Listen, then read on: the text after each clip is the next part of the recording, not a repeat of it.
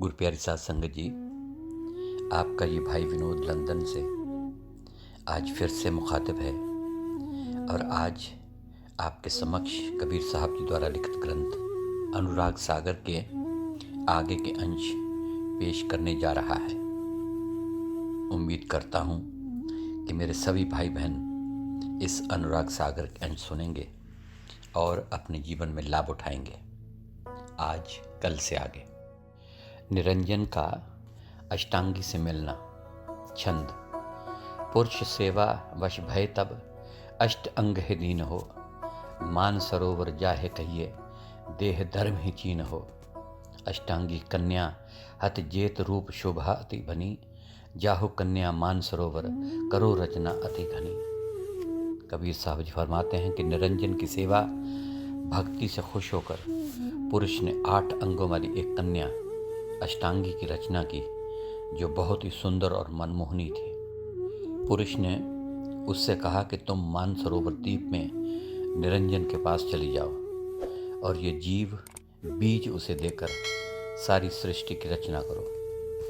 कामनी आवत देख जब ही, धर्म राय हर खानो तब ही, कला देख अष्टंगी कीरी, धर्म राय इतरायो हेरी। कला उदोत अंत कुछ नाही, काल मगन होए निर्खेताही। जब कन्या को निरंजन ने अपनी ओर आते हुए देखा तो धर्मराज उसकी सुंदरता को देखकर मन ही मन बहुत ही खुश हुआ। काल भगवान नारी की सुंदरता और सुडौल शरीर को देखकर मगन हो गया और उसके एक एक अंग को देखकर निहाल हो गया और मंत्रमुग्ध हो गया। निरखत धर्म तब भयो अधीरा, अंग अंग निरख सब शरीरा। धर्मराय कन्या कह ग्रासा, काल स्वभाव सुनो धर्मदासा। ग्रास कीन्ह जब काल अन्यायी, तब कन्या चित विस्मय आई। उस लड़की की असीम सुंदरता को देखकर धर्मराज अपना धीरज खो बैठा और उसको निगल गया। ओम यानी कि काल भगवान ने कन्या को निगल लिया। हे धर्मदास, इस बात से समझो कि काल का स्वभाव कैसा है। कन्या बहुत ही हैरान हुई कि ये सब क्या हुआ है। परमात्मा ने तो मुझे निरंजन के पास मिलकर उत्पत्ति करने के लिए भेजा था, परंतु इसने तो निकलकर मुझे ही अपने पेट में डाल लिया है। चौपाई। तत्क्षण कन्या कीन्ह पुकारा, काल निरंजन कीन आहारा। तब ही पुरुष ये दया आई, काल कठिन यह भयो अन्यायी। कन्या ने तुरंत पुरुष का ध्यान किया। उसने पुरुष से कहा कि निरंजन ने तो उसे निगल लिया है। दयालु पुरुष ने सोचा कि काल भगवान ने कन्या के साथ बहुत बेइंसाफी की है। यह काल तो बहुत अन्यायी है। छंद। कीन्ह पुरुष तब कोपतः, खिन मेट डारो काल हो। यह मेटत मोह बन नाही, यह विधि बात विचार हो। कीन्ह प्रगट सबे हमते, नाल एक साथ छोड़सा। एक मेटत सब ही मिटे, बचन डोल अडोल सा। अब पुरुष इस बात पर बहुत ही क्रोधित था और चाहता था कि धर्मराज को खत्म कर दे, परंतु उसने अपने मन में विचार किया कि इस तरह बात नहीं बनेगी जो वह बनानी चाहता था। अब पुरुष सोचने लगा कि अगर मैं निरंजन को मिटा दूं तो 16 सुत और 88,000 द्वीप भी नष्ट हो जाएंगे। इस एक को मारने से ही सब कुछ मिट जाएगा और फिर मैं अपने वचनों से डोल जाऊंगा। सोरठा। डोले वचन हमार जो, अब मेटे धर्म को। वचन करो प्रतिपाल दर्श, मोर अब ना लहे। हे धर्मदास, पुरुष सोच में पड़ा हुआ है कि इसको मिटाने से मैं अपने वचन से डोलता हूँ। इस प्रकार सत्पुरुष ने अपने वचन का पालन किया, परंतु धर्मराज को श्राप दिया कि अपने इस कर्म के कारण वह उसके दर्शन कभी नहीं कर सकेगा। चौपाई। जोग जीत को पुरुष बुलावा, धर्म चरित्र सब कह समझावा। जोग जीत तुम बेग से धारो, धर्म राय को मार निकारो। मान सरोवर रहन नहीं पावे, अब यह देश काल नहीं आवे। जाकर रहो धर्म वहीं देसा, स्वर्ग मृत्यु पाताल नरेशा। पुरुष ने जोगजीत को बुलाकर निरंजन द्वारा अष्टांगी के साथ किए हुए दुर्व्यवहार की सारी बात बताई और कहा कि हे जोगजीत, तुम जल्दी से मानसरोवर में जाओ और धर्मराज को बाजू से पकड़कर वहां से निकाल दो। उसे सुन्न देश में पहुंचा दो। स्वर्गलोक, पाताल लोक और मृत्यु लोक उसके देश हैं। वह उनमें ही रहे, मानसरोवर में कभी भी ना आए। चौपाई। धर्म के उदर माही है नारी, सोह कहिए निज शब्द संभारी। उदर फार कर बाहर आवे, कूरम उदर बिदार फल पावे। धर्मराय सो कहो बिलोई, वह नार अब तुमरी होई। अब पुरुष ने जोगजीत से कहा कि धर्मराज के पेट में जो नारी है उसे कहो कि शब्द की ताकत से धर्मराज का पेट फाड़कर बाहर आ जाए। काल ने पहले कुर्म भक्त का पेट फाड़ा था, अब उस कर्म के बदले यह नारी काल का पेट फाड़कर बाहर आ जाए। धर्मराज से यह भी कहना कि यह नारी जो तुम्हारे पेट में से निकली है वह अब तुम्हारी है। चौपाई। जोगजीत चले सिरनाई, मानसरोवर पहुँचे आई। जोगजीत कहीं देखा जब ही, अति भय काल भयंकर तभी। पूछे कर्म कहो कस आई, कौन काज तुम यहाँ सिधाई। पुरुष द्वारा कही गई सारी बात को समझकर जोगजीत ने पुरुष को प्रणाम किया और वहाँ से चलकर वे मानसरोवर में पहुँच गए। मानसरोवर को अमृतसर, पारब्रह्म, त्रिवेणी, प्रयागराज, हौज़े खास आदि नामों से भी जाना जाता है। वहाँ धर्मराज बैठा हुआ था। जोगजीत को देखकर धर्मराज ने बहुत ही भयानक रूप धारण कर लिया और पूछा कि तुम यहाँ किस काम के लिए आए हो। जोगजीत अस कहे पुकारी, अहो धर्म तुम ग्रसोह नारी। आज्ञा पुरुष दीन यही मोहे, यहाँ से बेग निकारो तो है। सुन के धर्म क्रोध उर जर्यो, जोगजीत स्यों सन्मुख भिर्यो। जोगजीत ने पुरुष की आज्ञा अनुसार निरंजन को बताया कि अष्टांगी जब तुम्हारे पास आई थी तब तुमने उसे निगल लिया था। इस बुरे काम के लिए पुरुष ने मुझे आज्ञा दी है कि मैं तुम्हें मानसरोवर में से निकालकर नीचे फेंक दूं। यह सुनकर धर्मराज क्रोध से लाल पीला हो गया और जोगजीत के सामने आकर लड़ने को तैयार हो गया। चौपाई। जोगजीत कन्या से कहिया, नारी कहे उदर में रहिया। उदर फार कर आओ बाहर, पुरुष तेज सिमरोच तथाहर। अब कहें जोगजीत क्यों ध्याना, पुरुष प्रभाव तेज और आना। अब जोगजीत ने फिर कन्या से कहा कि वह निरंजन के पेट में क्यों बैठी है। वो पुरुष का ध्यान करे और माया के बल से पेट को फाड़कर बाहर आ जाए। इस प्रकार कहकर जोगजीत ने भी पुरुष का ध्यान किया और उसके जलाल को हृदय में धारण कर लिया। छंद। गहे बुझ फटकार दीनो, परियो लोक से न्यारी हो। जम भयो त्रसत पुरुष डर सो, बहुर उठियो संभारी हो। पुन निकस कन्या उदरते, तह देखा धर्म अत डरी। अब नाही देखूं देश वो, करूं कौन कौन विधि यह पापरी। उसने निरंजन को बाजू से पकड़कर मानसरोवर से नीचे फेंक दिया।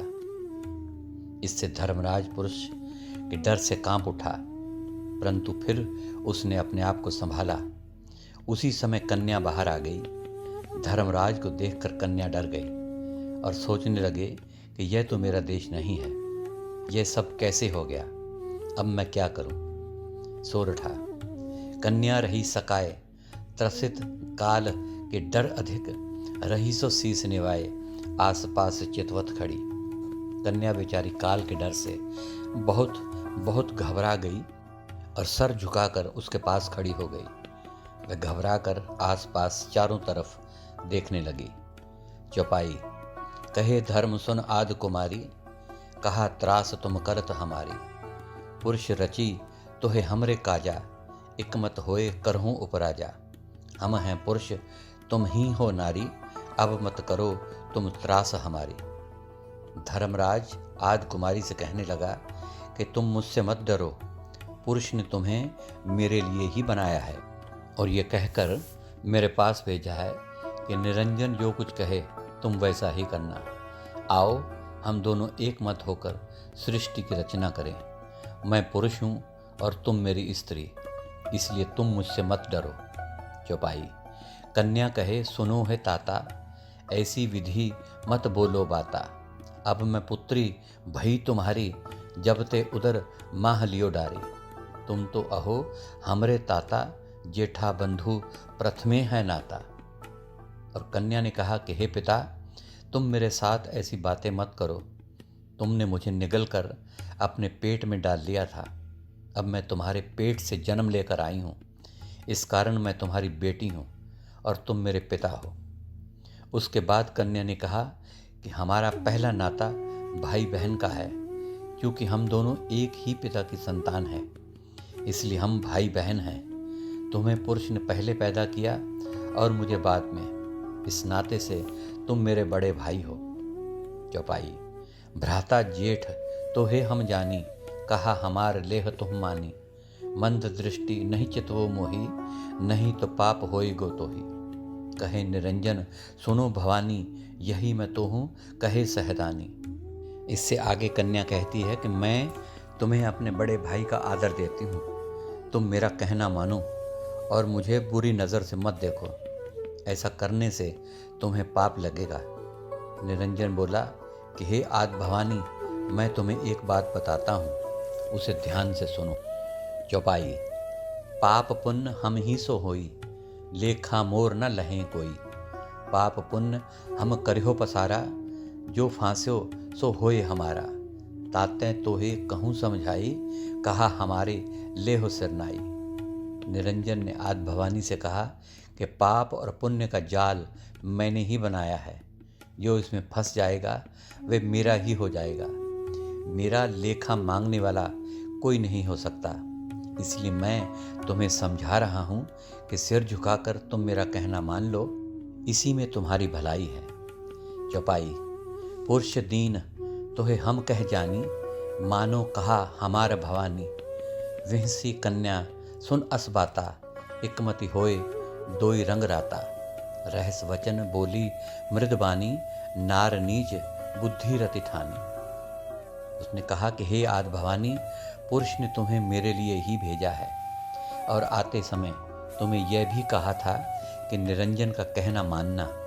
माता पिता लड़की को ससुराल भेजते हुए यही कहते हैं कि सास ससुर और पति का कहना मानना, जैसा वे कहें वैसा ही करना, इसलिए तुम मेरा कहना मानो। निरंजन की ऐसी बातें सुनकर अष्टांगी हंस दी। दोनों एक मत होकर एक दूसरे के रंग में रंग गए। अब अष्टांगी रहस्यमय तरीके से मीठे वचन बोलने लगी। नीच बुद्धि से नीच काम के लिए प्रेरित होकर उसने निरंजन का साथ देने का विचार बना लिया। छंद। भगनाही कन्या के हति, अस चरित्र कीन्ह निरंजना। नख रेख योन बनाए किया, सर्ववसत आरंभना। नख वेद कीनो द्वारताही, छिन घाट उत्पत गंजना। आद उत्पत सुनहो धर्मन, कोई जाने मर्मना। आकाशवाणी हुई कि नारी की बुद्धि नीच है, जिसने 4 बातें की उसी की हो गई। निरंजन ने हाथ के नाखून के द्वारा काटकर औरत को बच्चा पैदा करने का साधन बनाया।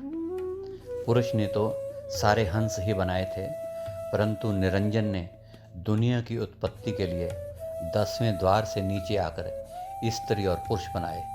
इस भेद को कोई भी नहीं जानता। सोरठा। उत्पत्त आत प्रकाश, यह विदते ही प्रसंग भयो।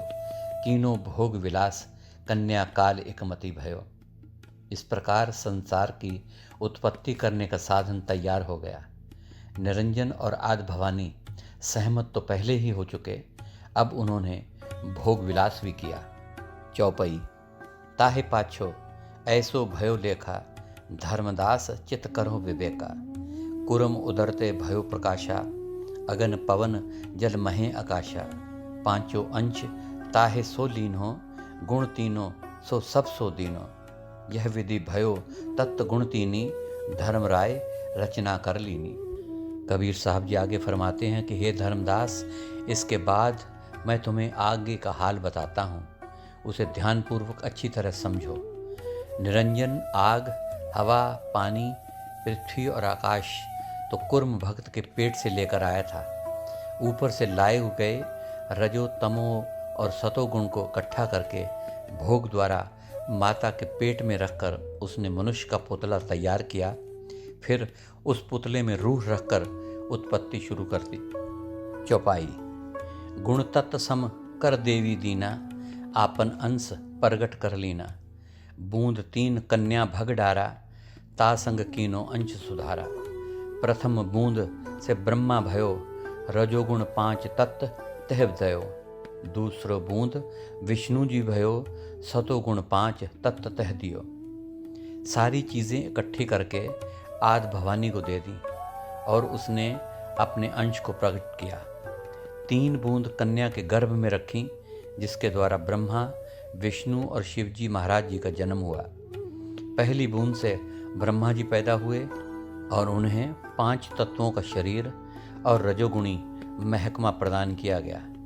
दूसरी बूंद से विष्णु जी पैदा हुए, उन्हें भी 5 तत्वों का शरीर और सतोगुण प्रदान किया गया। चौपाई। तीजे बूंद रुद्र उत्पानी, तमोगुण 5 तत्व तहसानी। 5 तत्व गुण 3 खमीरा, तीनों गुण कर रच्यो शरीरा। ताते फिर प्रलय होई, आद भेद जाने नहीं कोई। फिर फरमाते हैं कि तीसरी बूंद से शिव जी उत्पन्न हुए, उन्हें भी 5 तत्वों का शरीर दिया गया और तमोगुण प्रदान किया गया। 5 तत्व और 3 गुणों का खमीरा बनाकर शरीर की रचना की गई। इस कारण बार बार प्रलय आती है।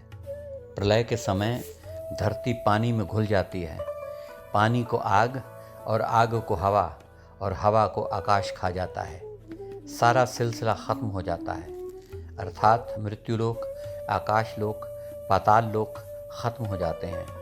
फिर से धुंधकारा हो जाता है।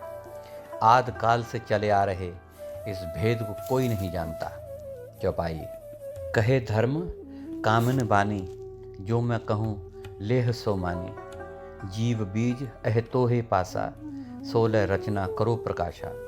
त्रैसुत सौंप तोहि को दीना, अब मोहे तोहे सुहोवत भीना।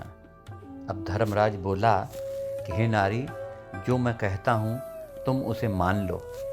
दुनिया का सारा मसाला और रूहों का भंडार तेरे पास है। 3 पुत्र भी मैंने तुम्हें सौंप दिए। अब तुम सारी दुनिया की उत्पत्ति करो, अब मैं तुमसे अलग रहूँगा। चौपाई। राज करहूँ अब लेते हूँ बारा, भेद न कहियो कहू हमारा।